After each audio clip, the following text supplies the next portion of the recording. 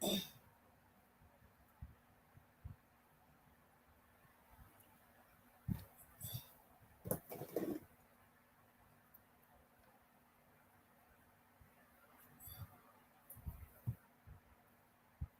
right, guys, how are you?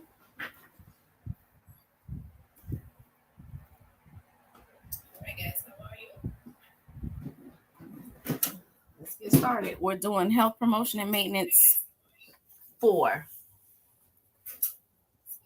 We're doing health promotion and maintenance.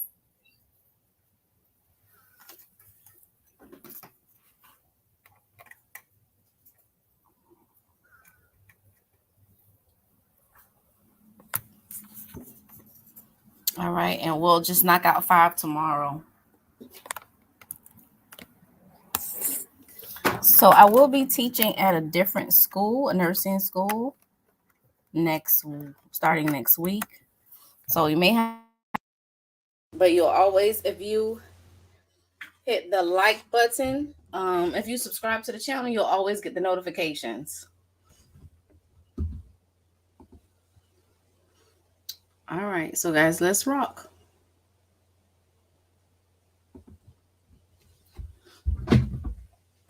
All right, so let's start off. Let me just make sure. Can you guys hear me okay?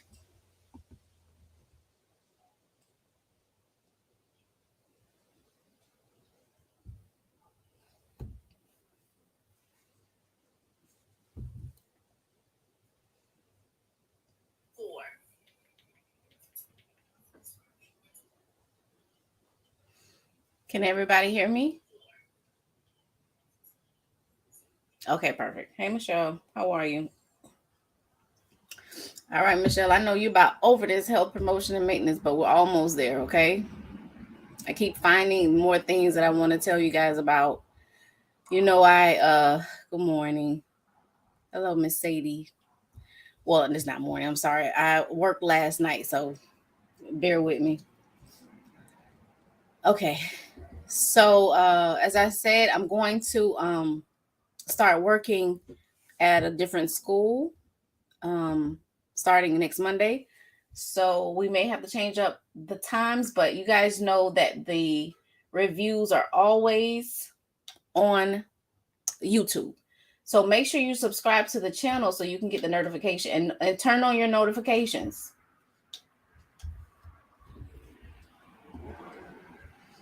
All right, so let's go. So you always want to start off. The first thing you want to do is I always add the NCSBN test plan. So this is your guide. And just really quick before I start, if you guys need one-on-one tutoring, there's Chris Sheffield. He is absolutely amazing. He's starting something new. He's doing Archer questions. He's actually having his one-on-one students purchase the Archer, and he can actually track your weaknesses. So with me, it's just an overall lecture, just some points that I've seen, just hearing about different questions that may be presented on the board, and I kind of just present them to you. But what he does is he'll actually let you purchase the Archer. He has a contract with the Archer company, and he can track your progress. He can actually tell you, okay, where are you going wrong? It's more of a one-on-one. So if you need his phone number, just email me and I'll send it to you. And his prices are very, very reasonable. I mean, extremely reasonable for what he does. All right. Okay, without further delay, let's go. All right, so remember, we get everything from the NCSBN test plan. There's no, impromptu anything with me. It's basically NCSBN test plan. So these are some of the things that you may see on the board. So aging process, what we have covered together is assess client's reaction to expected age related changes. That is your infant, your toddler, your preschool, your school age, your adolescent. And then when we get to med-surg, we can talk about our 18 through 64-year-olds, our 65-year-old and over. But right now, one of the hardest things, in my opinion, is just learning about the developmental stages of the infant, the newborn, the school age, the toddler. Okay, so and intra postpartum and newborn care will also get that lecture as well. I'm preparing that now for you guys for next week. So it will help you assess client psychosocial responses to pregnancy, complications, delivery date, fetal heart rate. So learning and performing newborn care. So we're going to knock this out next week. This section here, intra, postpartum, and newborn. Okay. Developmental stages. We talked about cognitive stages. We talked about developmental stages. We talked about Kohlberg's moral development stages. Assess and educate clients about risk based on family, population, and community. Once we get to community, we'll talk about this, and also screenings. You're gonna have a lecture just it's just screening process. So when do you go get a colonoscopy? When should you get your pap smear? So that's huge with health promotion and disease prevention. So I'm just going to continue down that road. You guys join the lecture. If if you don't need that portion of the lecture, that's fine. But there's always on YouTube. So I want you guys to get a good mark when it comes to health promotion and maintenance. You see, apply knowledge of pathophysiology to health screening. That's your cancer patients. Colon cancer is a huge deal. You have to know when the patient goes for the screenings. High risk behavior. These are some things that we have to identify because we have to keep the public safe. So like tomorrow, you're going to hear about the teenager and how they have high risk behaviors and how we can educate them. Lifestyle choices. Again, we're going to talk about contraception, perception of sexuality. That's like OB. That's your maternal newborn. So it's all embedded in health promotion and maintenance. And of course, self-care. Assess clients' ability to manage care in home environment and plan care accordingly. So these are your patients who may need some extra diabetic training or who may need home modifications. And there's a lecture on YouTube, and I sent you guys a ATI version of the head to toe assessment. So if you guys want to review techniques of the physical assessment, also we went over cranial nerves. So that will help you tremendously. You have to be able to perform a comprehensive health assessment. That's for your LPNs and RNs.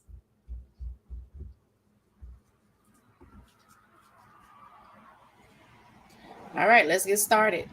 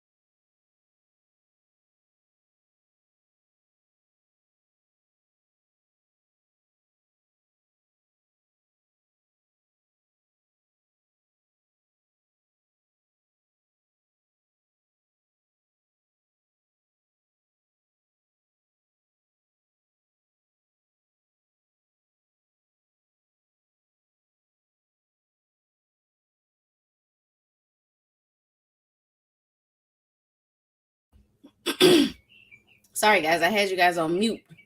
Hold on a minute. Let's start over.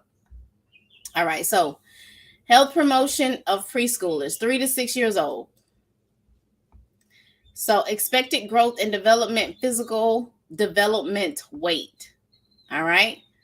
So, let's talk about the physical development weight. Why is that important? Why is it important that we know the physical development weight? Because what if you have a child that is not developing or has developmental delay?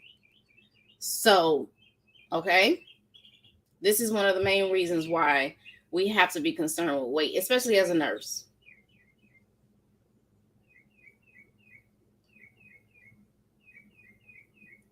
All right. The height. So preschoolers should gain about 2 to 3 kilograms. That is about 4 to 6 pounds. So 4 to 6 pounds per year for your preschooler. And then preschoolers should grow 2 to 3 inches per year. And for 4-year-old, 5-year-old weight, it should be around 32 to 35 pounds. The child should be 32 to 35 pounds. Right? For a 5-year-old, around 41. Well, we can put 36 here. 36.5 and 41 pounds. So a 4 to 5-year-old, 32 to 35, 36.5, 41 pounds.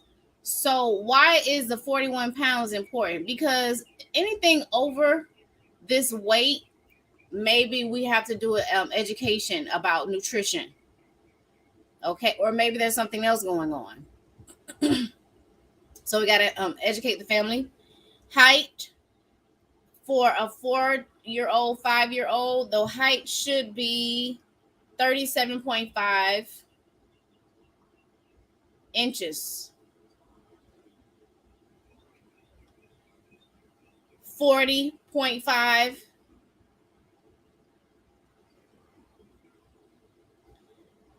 43.5.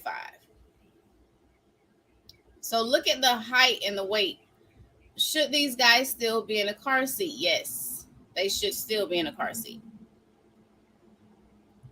And then number 5, preschoolers' bodies evolve away from being this protruding abdomen.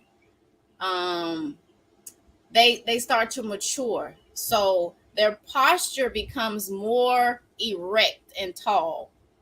So now they're standing tall. Their posture becomes erect and they become more steady. Steady on their feet. All right. They become more erect and starting to stand tall, more sturdy.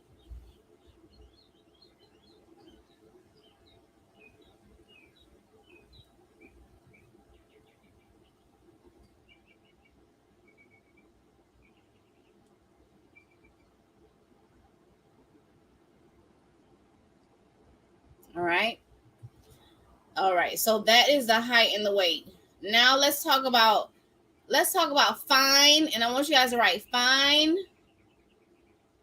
versus gross. All right, so now we're talking about mobility. We're talking about motor skills now. Fine versus gross. So fine movement versus gross movement. Think about that. Think about fine motor movement. So number 6 is preschoolers should show improvement in fine motor, right? Because the gross motor is first, but now they're improving in fine motor skills. Okay, so they'll start doing activities like copying figures on the paper because they need that fine motor skills.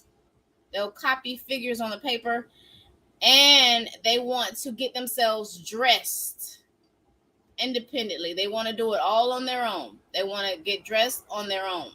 So now they're able to zip, maybe, or fix their buttons. You may have to help a little bit, but they want to be independent because that fine motor skill is developing. All right, so gross motor skills, 3-4-year-old, 5-year-old. Let's talk about gross. All right, gross motor skills.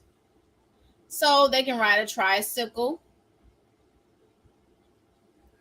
They can jump off the bottom steps. They can stand on one foot for a few seconds. Skips and hops. They skip and they hop on one foot. That's like gross motor movement. Throw balls overhead. They can throw a ball overhead. They can catch a ball. They can jump rope.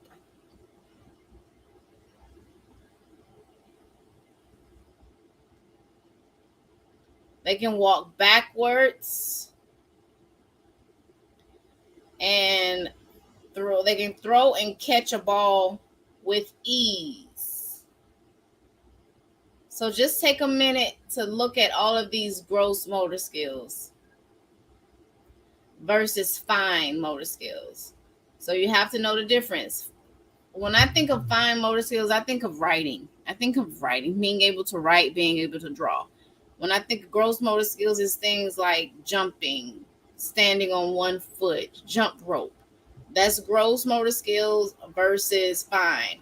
Now, why am I putting emphasis on that? Because that's also, you also have to determine if your patient, especially after a stroke, of how well are their fine motor skills or gross motor skills, are they present? So when you think of fine, just make it easier for yourself. Always think of drawing or writing. And then when you think of gross motor skills, just think of somebody riding a bike or riding a motorcycle or jumping or skipping or some type of physical activity.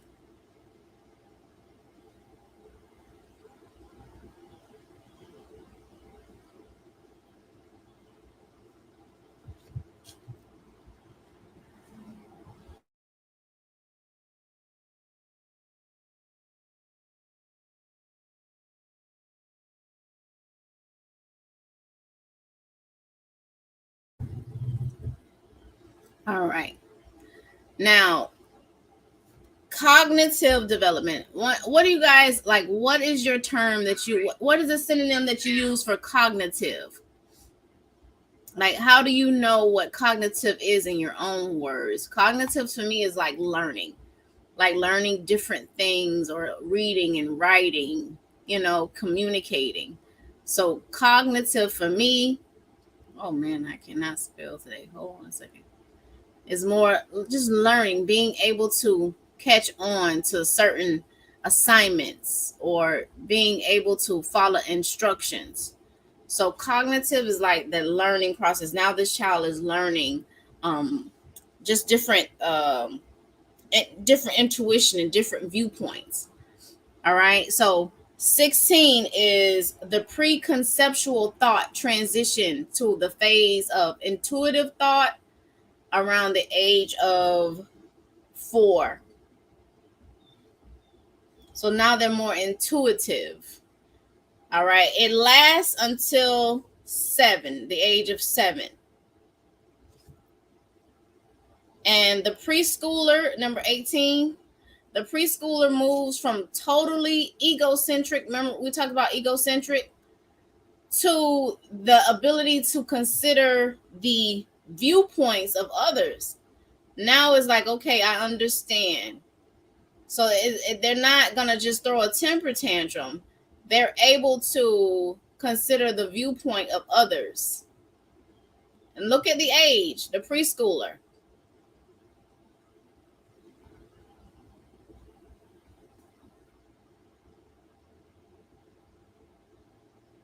All right, so just keep that in mind. They're able to, consider the viewpoint of others. And also, preschoolers make judgments based on visual appearances also. So that's why Disney make their money. All right. Preschools make judgment on visual appearances.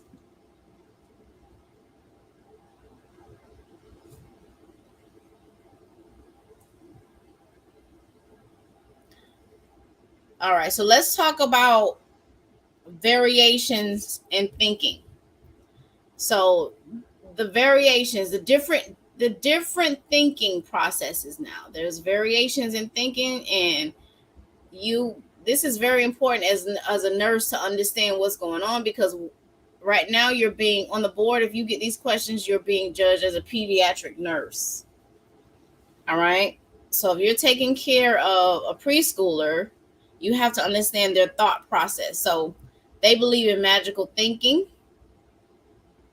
They do. They believe in magical thinking. 21, animism. So they ascribe lifelike qualities to inanimate objects. So animism.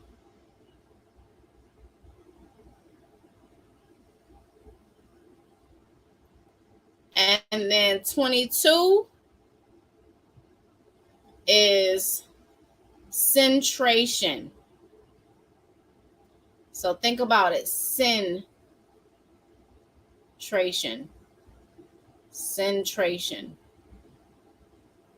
Focus on one aspect. Okay. They're thinking about, okay, I'm going to go get the ball that's in the road. Centration. They're going to go get the ball that, rolled into the streets. Are they thinking about the cars? They're only thinking about the ball, right? So centration.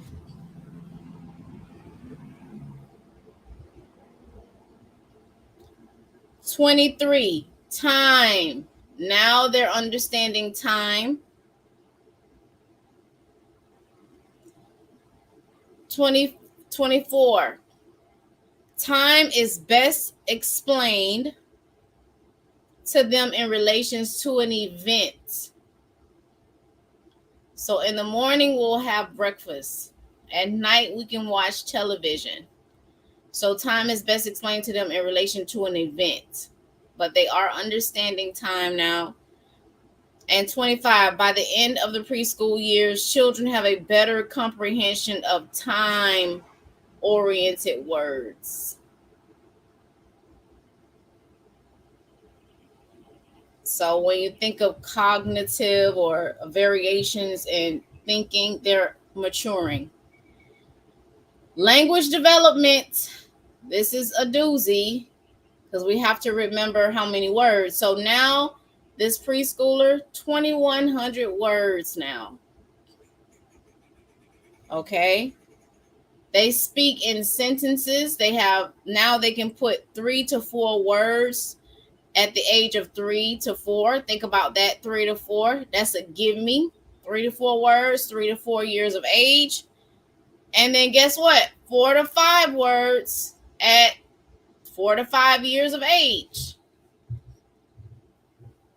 So you have to remember that. Language development. And 28, this age group enjoys talking and language. Now they talk and they love to express themselves. So language becomes the primary method of communication, no longer just crying.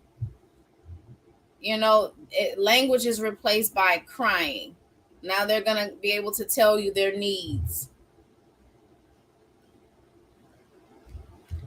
All right, let's talk about psychosocial. So you guys know that it's very important to socialize and to, socialize into the culture, socialize with your coworkers, socialize with your classmates. All right. So we have to judge how well this child is progressing. So psychosocial development is this child is going through the Erickson stages of initiative versus guilt. So I'm going to take the initiative. Am I going to get embarrassed? Am I going to get put down?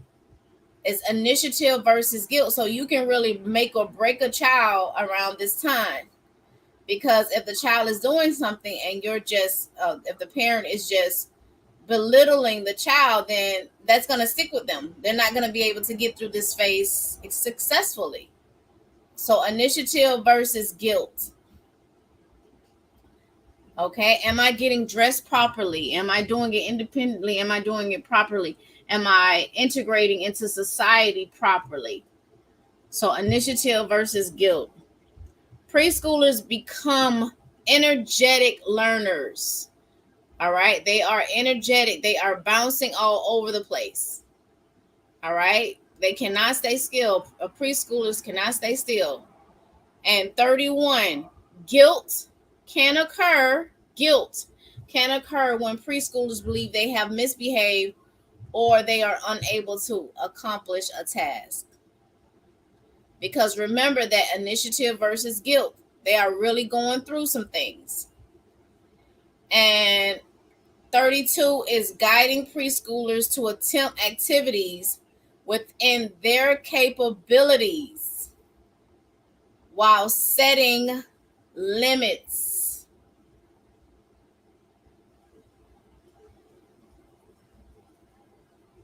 So remember their capabilities. What do you expect from a preschooler? And you have to put limits. Colbert's moral development. All right. So 33 is early preschoolers continue in the good, bad orientation. So good, bad. Remember Colbert's moral development. Moral development. They're still on good and bad. That's it. Moral development, good and bad of toddler years, and actions are taken based on whether or not it will result in a reward or punishment. So good and bad when it comes to moral development. And older preschoolers, they're now believing in justice and fairness. Justice versus fairness, right? A preschooler will say, that's not fair. That's not fair. So justice and fairness. That's Colbert's moral development. Let's talk about self-concept development. Self-concept development. So remember, self-concept development. Preschoolers feel good about themselves with regard to mastering skills that allow independence. Remember, self-concept is growing. So independent. Can you dress yourself? Can you feed yourself? And during stress, insecurity, or illness, preschoolers can, this is the big thing, regress. And I want you to write NCLEX for 36. During stress, during insecurities, preschoolers will regress. They'll go back to bedwetting or thumb sucking. They're stressed out. You see this with adults in the hospital. Regress.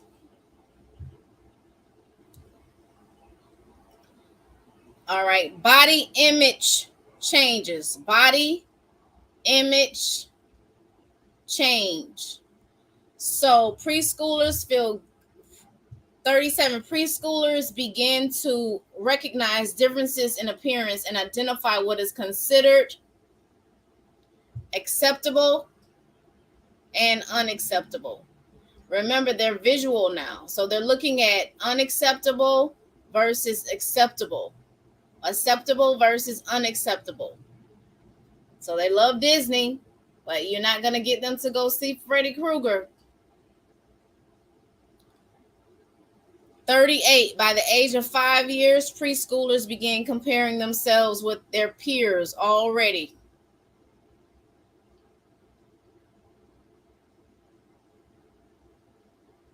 By the age of themselves with their peers. And 39. Poor understanding of the anatomy makes intrusive experiences frightening. They don't understand. They think that if I give them an injection, that their body will leak out. Like parts of their body will actually be destroyed. So they're frightened. They don't understand the anatomy. So this is huge. So you want the preschooler, you understand that the preschooler is frightened with these injections or cuts. They think their body components are actually leaking out. So they're frightened. So imagine doing a procedure when you have to do an injection. You have to keep that in mind.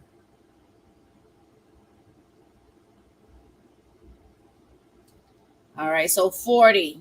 Therefore, preschoolers believe it is important to use a bandage after the injury. All right, you have to use a bandage. Now, this is big, guys, so I want you to put NCLEX because this is all us.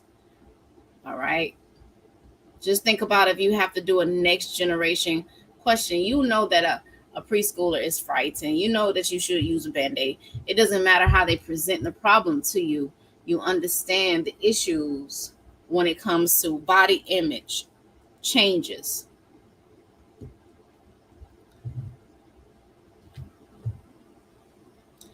Let's talk about social development. Social development.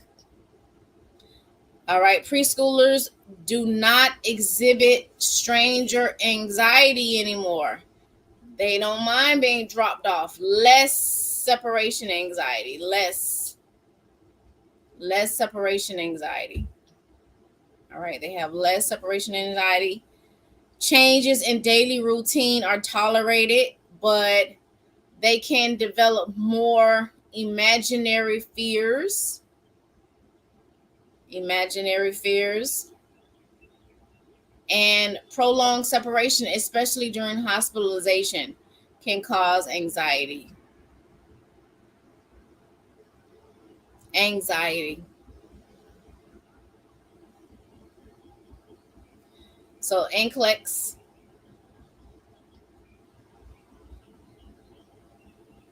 All right. And then 44, favorite toys. And appropriate play. This is also very important for us as nurses. Just think now that you are a pediatric nurse. So what toys can I give a preschooler? What's the appropriate play for preschooler? And this is it, 45. This is your NCLEX question for your preschooler. 45 is pretend play is healthy.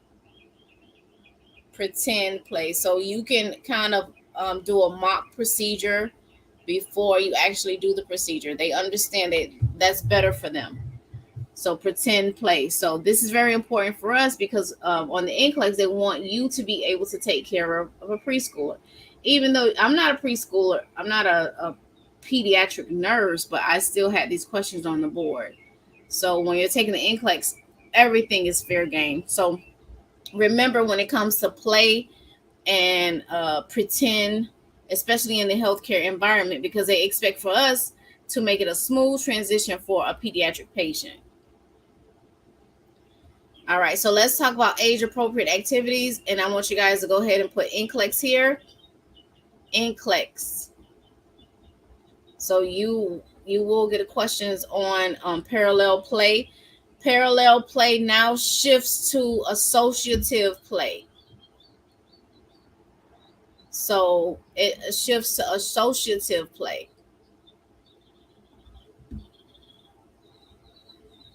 And play is not highly organized, but cooperation does exist.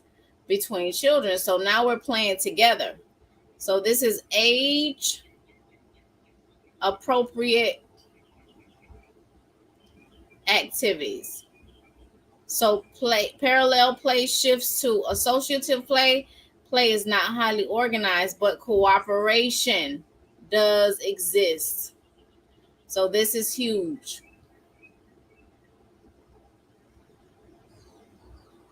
Now let's talk about some appropriate activities. All right. So these are some appropriate activities, guys. So this is us. Just think about your patient in the hospital. These are where your questions, if you're going to take your exit exam, if you're taking a pediatric exam, they're going to hammer you with these things for a preschooler. All right. So a preschooler, just remember playing ball, putting puzzles together, riding a tricycle, and make sure you guys know that's gross motor movement, playing pretend and dress up.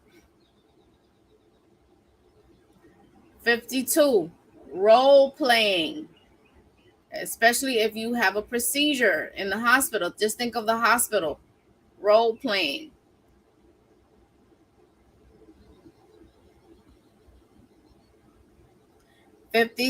53, hand puppets. Hand puppets. 54 is painting. 55 is simple sewing. 56 is simple sewing. Yep, simple sewing. 56 is reading books. 57 is wading pools. You know, like wade in the water. Wading pools. 58 is sandboxes. 59 is skating.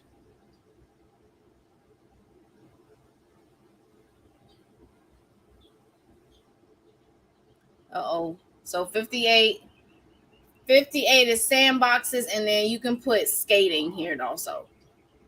58 sandboxes and skating.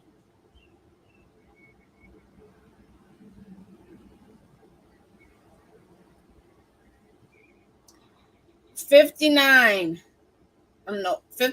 is computer programs.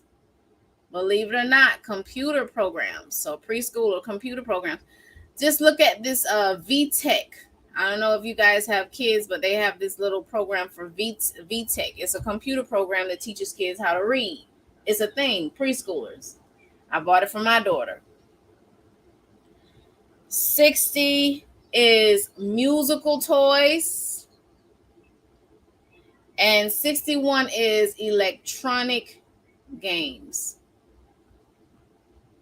So all of this is age-appropriate activities. So if you work in the hospital, these are some of the things that you want to suggest that the hospital purchases for age development, appropriate activities.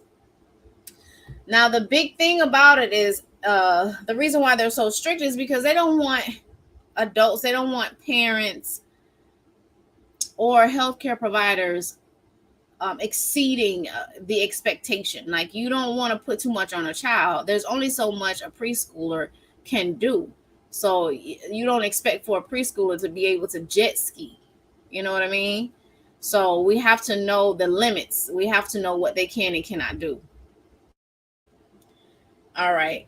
Health promotion, immunization. So health promotion, immunizations. So, of course, we always look to the Center for Disease Control and Prevention for immunization recommendations. So between 4 to 6 years old, 4 to 6, you know that the child is going to get the DTaP.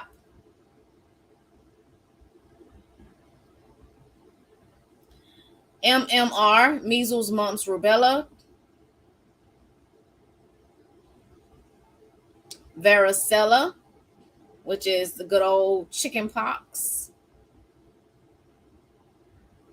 Varicella, don't let it scare you. And inactivated polio virus, IPV, inactivated polio virus. 3 to 6 years old, guess what? They get that seasonal influenza. They get that good old flu shot.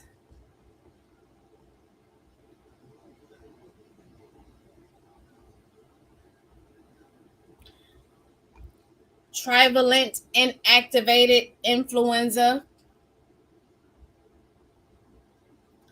And live, they get it's either going to be live or they can get attenuated influenza vaccine. They're old enough.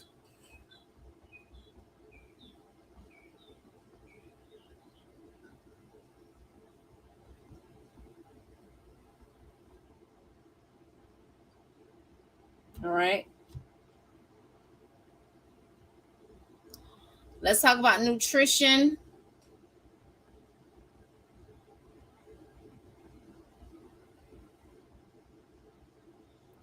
'68 nutrition. Preschoolers who are mildly active require an estimated caloric intake ranging from, guess how many calories? 1,200 to 1,400 calories a day. That's a good life. 1,200 to 1,400 a day. 69, they can become finicky. Finicky eating is still an issue. Finicky eating, but by 5 years of age, they become more willing to sample foods. So they still may be finicky eaters, but they are more willing to sample other foods. And then 70 is preschoolers need 13 to 19 grams of protein a day.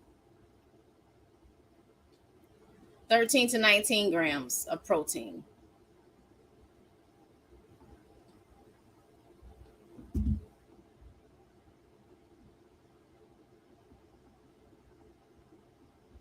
All right. It builds muscle. And then in addition to the adequate intake, they have to have like calcium. You want them to have iron, folate, calcium, iron, folate, and vitamins A and C.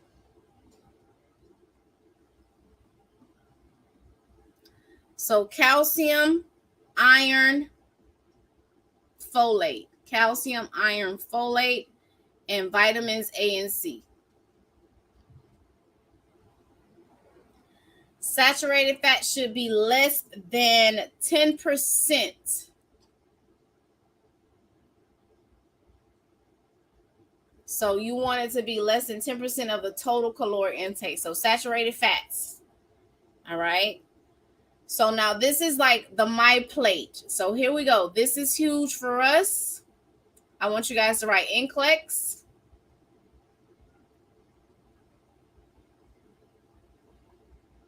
So 5 servings of fruit per day, 5 servings of fruit and vegetables, 2 hours or less of screen time, 2 hours or less, 0 servings of sugar sweetened beverages, 0, and 1 hour of physical activity a day, 1 hour. So remember my plate, 5 servings of fruit and vegetables per day.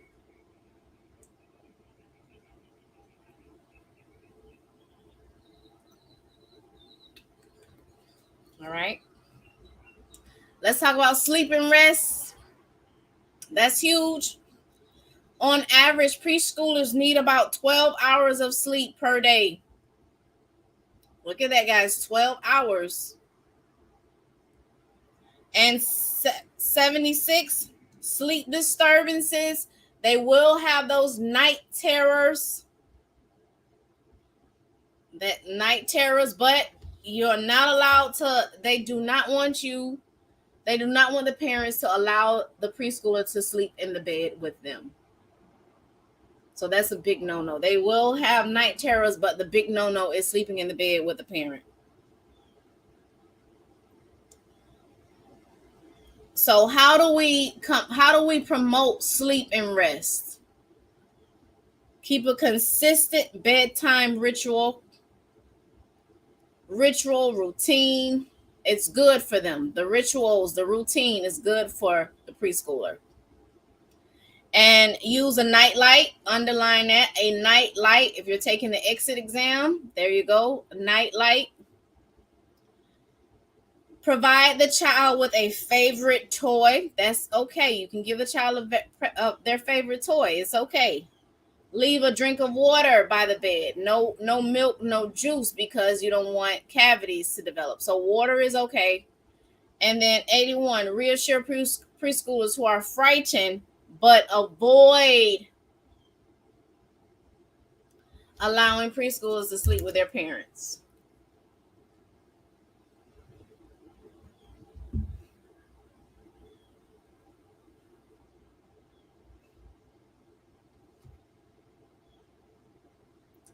All right, dental health. Remember, we're doing promotion and maintenance, so dental health.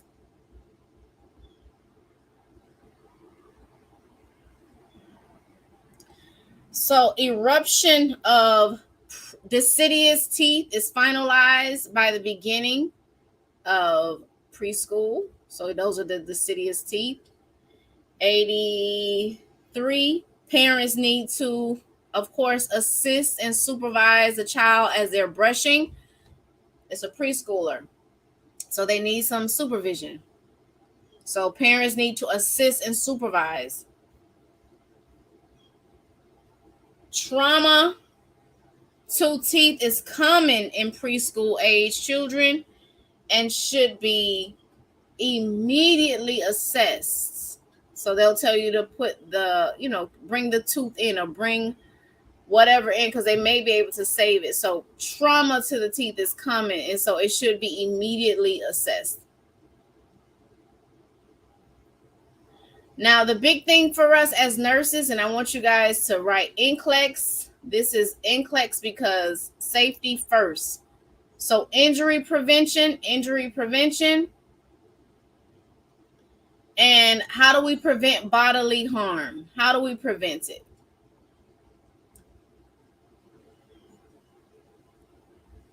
So NCLEX.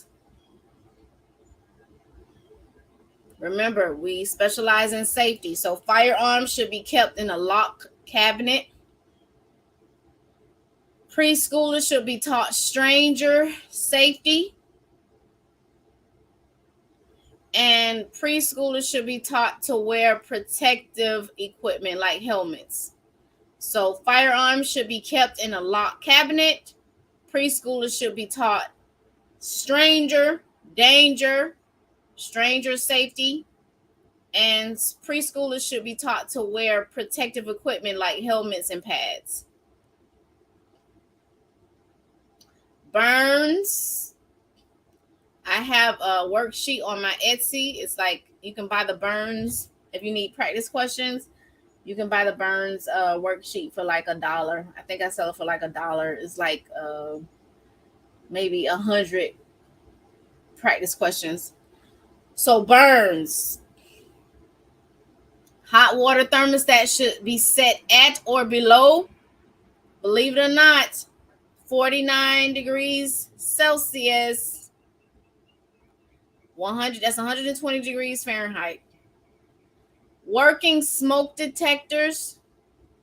And remember, you want to check them biannually, twice a year. Preschoolers should have sunscreen when they go outside. Preschoolers. Drownings. How do we prevent drowning? How do we educate the public about drownings? So preschoolers should not be left unattended in bathtubs. Preschoolers should be closely supervised.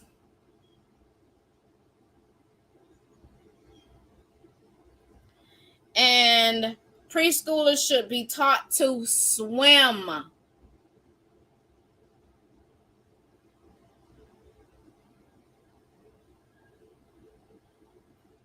All right, let's do motor vehicle injuries. Motor vehicle injuries. So this is huge. You guys have to know about the car seat safety, okay? All this is about car seat safety.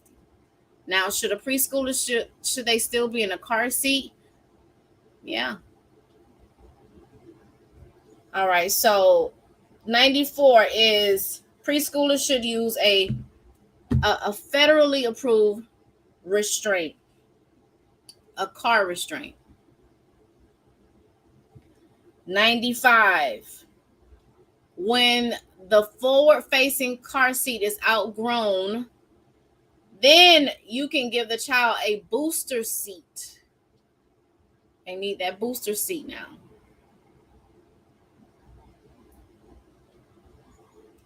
96, it is recommended that children use an appropriate car restraint system until they achieve a height of, how tall should they be? 4 feet 9 inches. Right?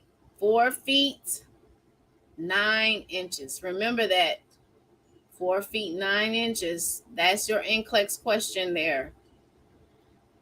Safest area for children is the back of the car, the back seat. The back seat of the car. And supervise preschool children when playing outside, and don't allow them to play near a curve. Remember, they're just going to think about the ball. They're not going to think about the car. So when playing outside, they have to be supervised. Teach pedestrian safety rules. So look left, right, and then left again, and then walk. So remember the pedestrian, how do you cross a street, right? Pedestrian safety rules. And 100 is supervise. No. 100 is teach. No. 100 is stand back from the curve while waiting to cross the street. And 101 is teach. No, 101 is before crossing the street.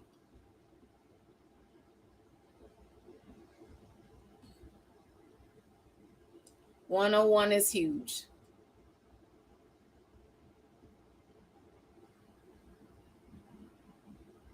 These are your pedestrian rules. Look left, right, then left again. Walk on the left. You want them to face traffic. Tell them to face traffic. And of course, at night, wear lightweight colored clothing with fluorescent materials attached. So that's like that green or orange vest that you see some people wear. We had to wear it in the military to ensure that, that they're seen. And then health promotion and maintenance. Let's do 6 to 12-year-old real quick. Oh, we'll probably have to knock out the 6 to 12-year-old tomorrow, guys. All right, any questions on that? Well, let's go through it just a little bit. Let's do 6 and 12 real quick. All right, 6 and 12. What do we expect from them? So a 6 to 12 years. So expected growth and development. Physical. We're going to talk about physical development again.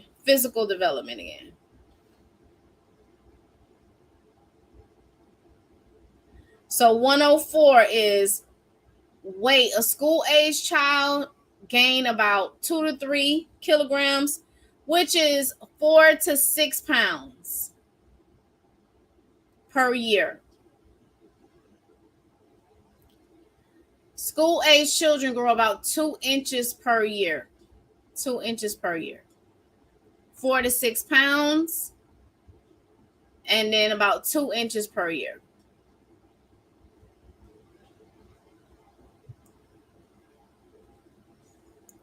All right. Pre-adolescent, guys. Pre-adolescent. They call it prepubescent. Prepubescent.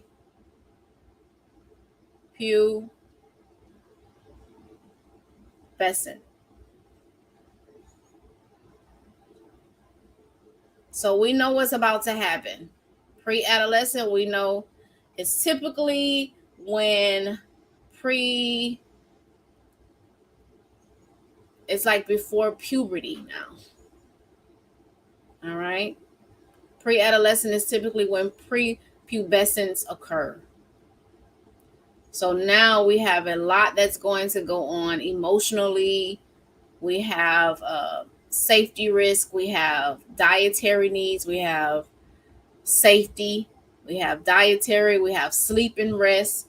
We have language development, cognitive development, moral development. Everything, just every different stage we go through the same. We have the same categories. All right. So 107. Onset of physiological changes begin around the age of 9, especially in girls. Make sure you underline that. Rapid growth and height occur. Rapids.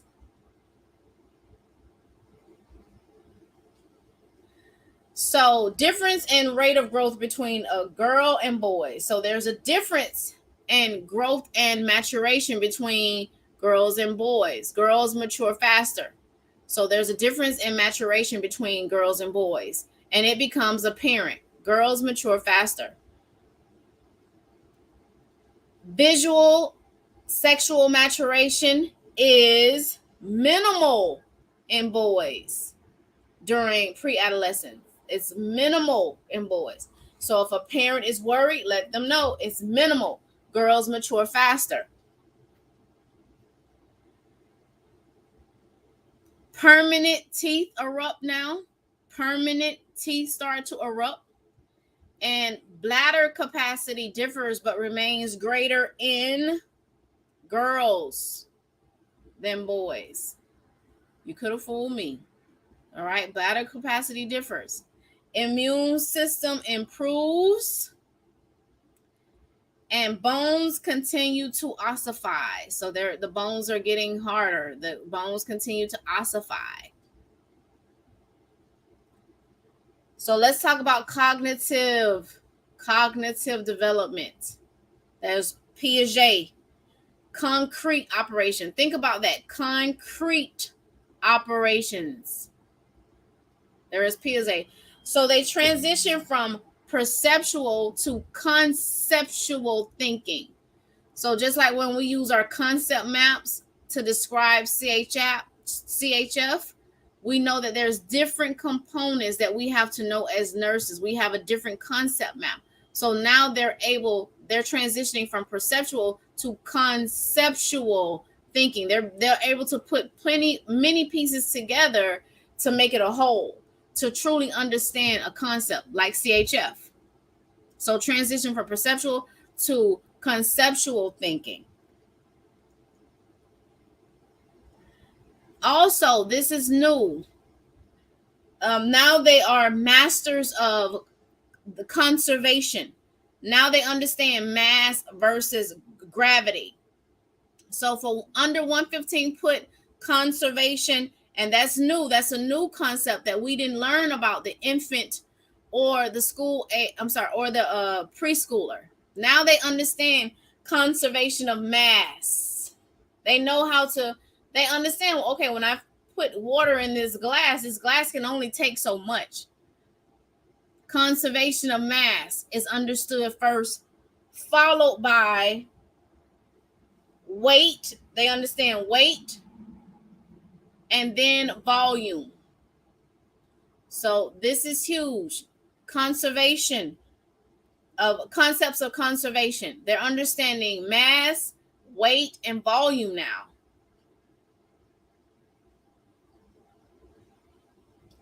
They learn to tell time. You don't have to attach it with events. They know time. They can tell time. Classifies more complex information.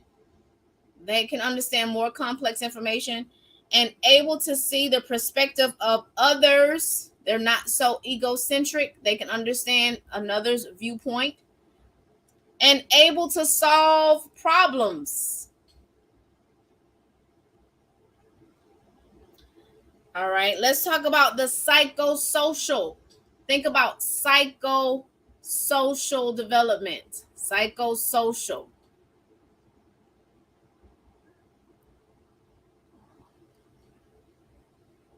All right. So it is industry versus inferiority. Industry versus inferiority. Am I going to fit in? Am I progressing along? Am I a leader of my peers? Am I mastering life at my age? All right. This 6 to 12-year-old is faced with this stage, inferiority versus industry versus inferiority. Am I progressing along? Am I fitting in? So 121, a sense of industry is achieved through the development of skills and knowledge that allows a child to provide meaningful contributions to society. Is this 6 to 12-year-old, do they have a hobby? Are they adding to society? Do they have something that they're proud of? Industry versus inferiority. 122.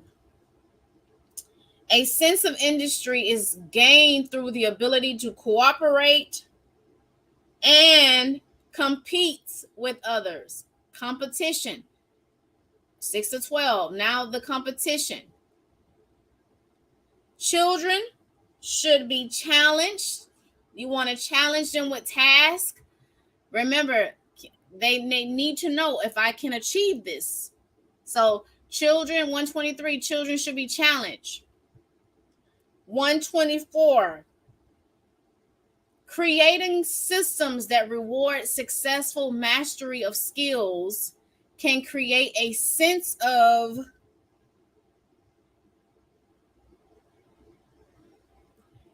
inferiority in children.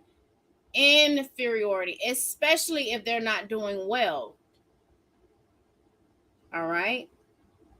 Inferiority in children, unable to complete the task. So this creating systems that reward successful mastery of skills and tasks can create a sense of inferiority. And 125 is children should be taught that not everyone will master every skill.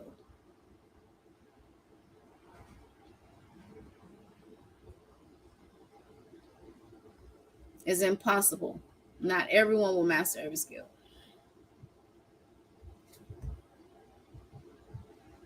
Let's talk about moral development.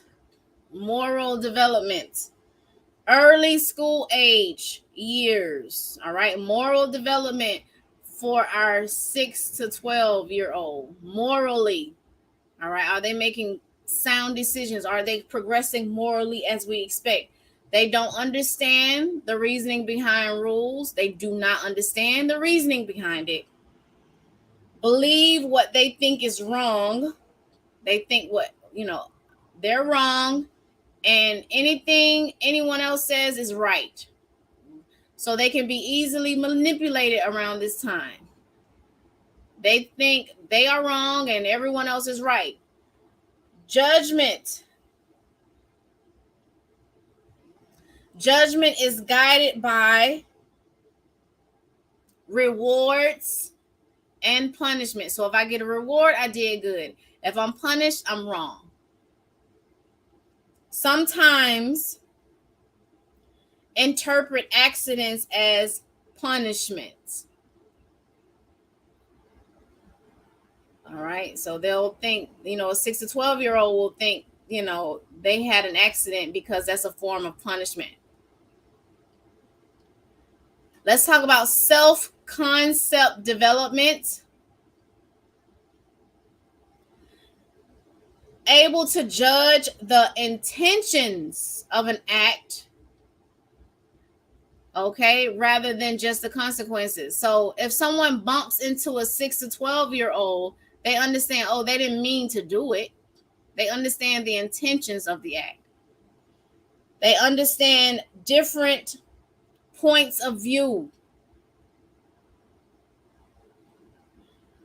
And they conceptualize treating others as they would like to be treated now. They conceptualize treating others as they would like to be treated. Body image change. BIC. Body image changes. So, no, sorry.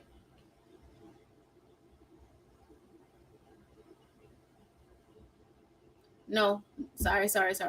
This is self-concept development again. Self-concept development. So school-age children develop awareness of themselves. They understand personal values. All right. They understand personal values. They understand their abilities. They understand physical characteristics now. So they'll come home and tell you, oh, they're going to tell it all when they get home from school because they want to affirm their personal values. They'll say, oh, this person did this today and this person did this. And they'll tell an adult because they want the adult to say, oh, that's wrong. Or, yeah, you were right. I'm glad you didn't do that. Personal values. They understand their abilities. They understand physical characteristics. Confidence is gained through establishing self-concept. They have to feel worthy. Parents continue to influence school-age child's self-ideals. But now, by the middle childhood, their peers, around 11, 12, is all about their peers. So the parents continue to influence the school-age child's self-ideals, but by middle childhood, the opinions of the peers and teachers become more valuable. So this is huge, especially if you have a child that's in the hospital, you have to understand that they want to see their friends. So that's the NCLEX. They want to see their friends. Their friendship means everything to them. All right, now body image change. All right, solidification of body image occurs. Think about that 12-year-old girl, how she wants to dress now, or that 12-year-old boy, how he wants to dress. Curiosity about sexuality should be addressed with proper education. Because remember, they're going to get all the information from their peers, so proper education.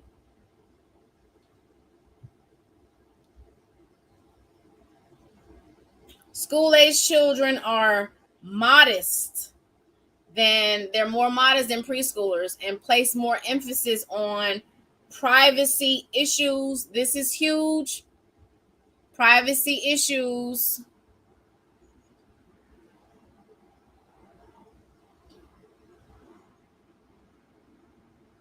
And then let's talk about social development. Social development. Now, look at this, peer, peer, peer, peer, peer, peer, peer, peer, peer, peer, peer, peer, because the peer pressure is on now. So social development, I want you to just remember peer pressure. So peer groups play an important role in social development. Peer groups. Peer pressure begins to take effect now. Clubs and best friends are popular. Bullying actions are intended to cause harm. So this is what we have to keep in mind. The bullying begins now. So if your peers are bullying you, what is that doing to your self-esteem? During early school age years, children often prefer the company of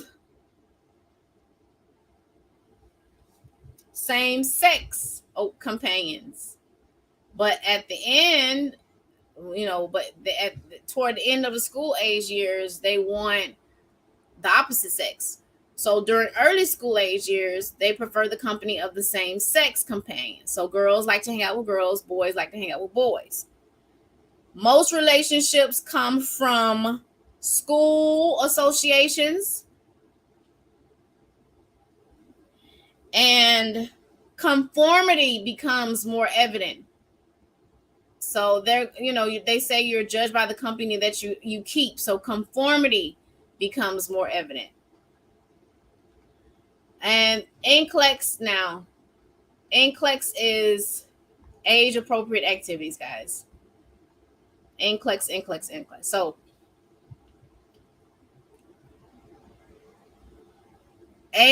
let's do age appropriate activities. Age appropriate activities. This is your NCLEX. Just think about this patient is in the hospital. All right. Just think about the hospital, because we're nurses, right? So the board wants to know that we're safe nurses. So now we're taking care of this 6 to 12-year-old in the hospital. So what are some age appropriate activities? So 146 is competitive and cooperative play is predominant. So competitive and cooperative play.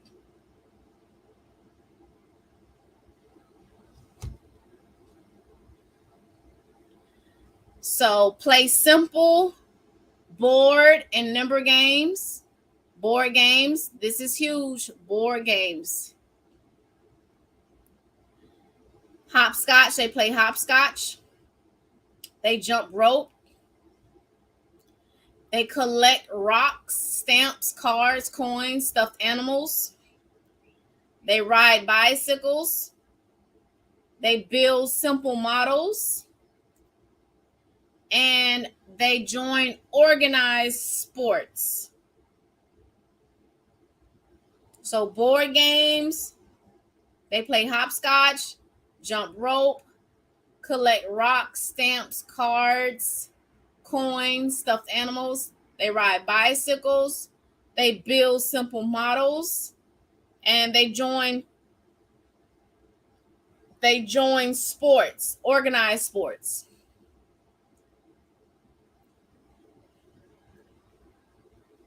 Children. Oh, okay. Let me put this, guys. This is from 6 to 9. 6 to 9. Simple board games, play hopscotch, jump rope, collect rocks, stamps. They collect coins. They ride bicycles. They build simple models, and they join organized sports. And then from 9 to 12, they make crafts. They build models, collect things, and they engage in hobbies. Now they have hobbies. They solve jigsaw puzzles. They play board games and card games. And they join organized competitive sports. So they make crafts, they build models, they collect and engage in hobbies. They solve jigsaw puzzles, they play board games, they join organized competitive sports.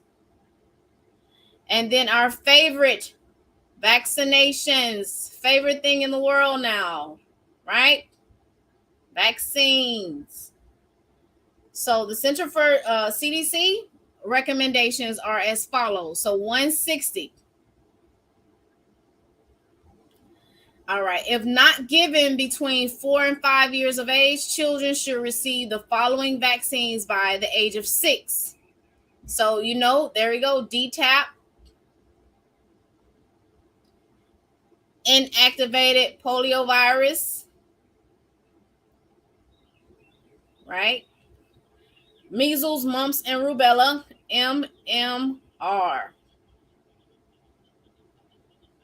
And, of course, your good old varicella, chickenpox. The yearly influenza vaccine. So the inactivated influenza vaccine, the inactivated, think about it, inactivated, or they can get the live attenuated. They can get the live attenuated.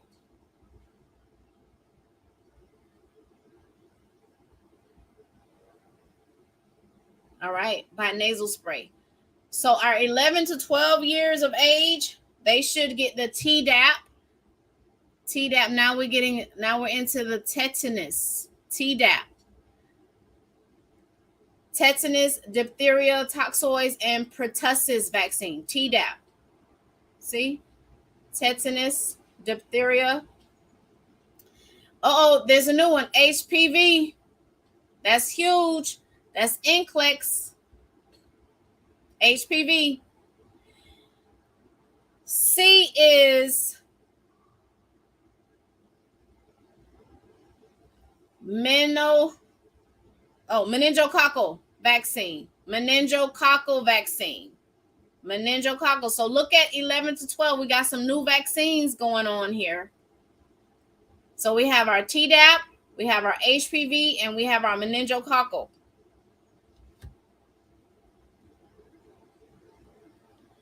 Health screenings. We're almost there. Health screenings. Now, this is huge. Health screenings is huge. Screen is huge for us. Screenings. A school-age child should be screened for scoliosis now, guys. Make sure you put NCLEX next to that. NCLEX. Scoliosis now. All right. Screenings. Scoliosis screening can take place in the school or the healthcare facility. Nutrition is still a big thing. By the end of school age years, children should eat adult-sized portions of food. Now they're into adult-sized portions of food. Adult. And they need quality, they need nutritious snacks. So stay away from the sugars and the saturated fats. They need nutritious snacks. Obesity is increasing. Obesity. So I want you guys to start looking at your BMI, knowing when someone is considered obese. So obesity is an increasing concern at this age. Most of my friends received their they finished their DNP doing their project on obesity with teenagers. All right, let's do nutrition. Nutrition again. Nutrition. All right, because obesity is such a thing, guys. You have to know your BMI. Avoid using food as a reward. Put emphasis on physical activity.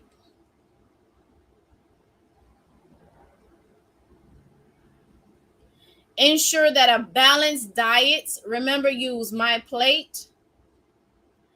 And teach children to make a healthy food selection. Healthy. Avoid eating fast food frequently.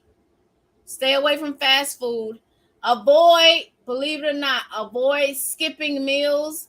I know this intermittent fasting is a thing, but not for this age group. Avoid skipping meals. And the parents should model healthy behaviors.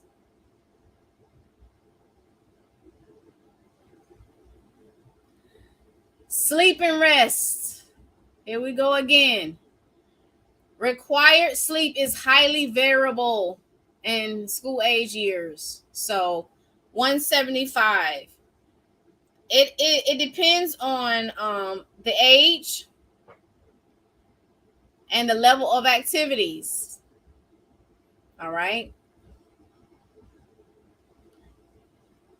So it also depends on health status. Health status is 176. Approximately, here we go, 9 hours of sleep at the age of 11. Resistance to bedtime is sometimes experienced around the age of 8 or 9, and again around the age of 11, but it resolves around the age of 12. At 12 years old, they want their sleep. All right, dental health. Dental health. The first permanent teeth erupt at around 6 years of age. Children should brush after every meal, after every snack, and at bedtime. So after every meal, after every snack, and at bedtime. And children should floss daily. Children should have regular checkups.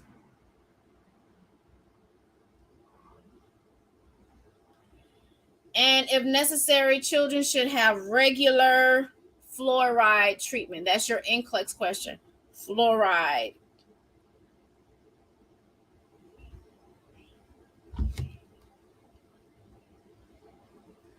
All right. Let's talk about injury prevention. Injury prevention. All right. So bodily harm. How do we protect the public? How do we protect this age group from bodily harm? Keep firearms in a locked cabinet. Firearms. Identify safe play areas. Teach strangers safety to children. Remember, stranger danger. Teach children to wear helmets.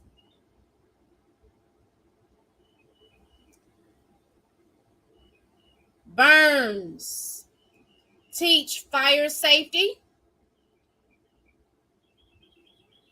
Keep working smoke detectors in the home and make sure that you check them twice a year. Children should be taught to swim when outside. Oh, sorry. Children should be taught to use sunscreen when outside. Sorry, sunscreen. And that's all races. Sunscreen. Teach safety precaution for children to take while cooking. So, because now they're cooking. Drowning. Children should be supervised when swimming or when near bodies of water.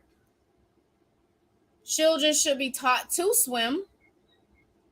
And the big thing, guys, if you're taking the exit exam, check the depth of the water before allowing children to dive.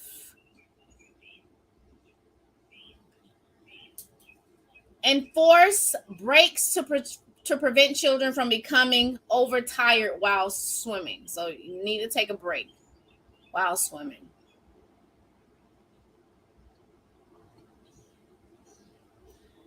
And now motor vehicle incidents. Think about, is this child in a car seat or, how do I, what do I do? So this is your NCLEX. This is huge for you right here. All right. When it comes to those car seats, guys, you got to know the car seat. All right. Children should use an approved car restraint system until they achieve a height of 145 centimeters, which is 4 feet 9 inches. Teach children appropriate seat belt use when they're no longer using that car seat or that booster seat. And safest area for children is still the back seat of the car. Never let a child ride in the bed of a pickup truck. That's new. Never let a children ride in the bed of a pickup truck. And reinforce pedestrian behaviors. Left, right, left again. And still cleaners. All right. Poisons, and substance misuse. So cleansers and chemicals should be kept in a locked cabinet still. And children should be taught to say no to substance misuse.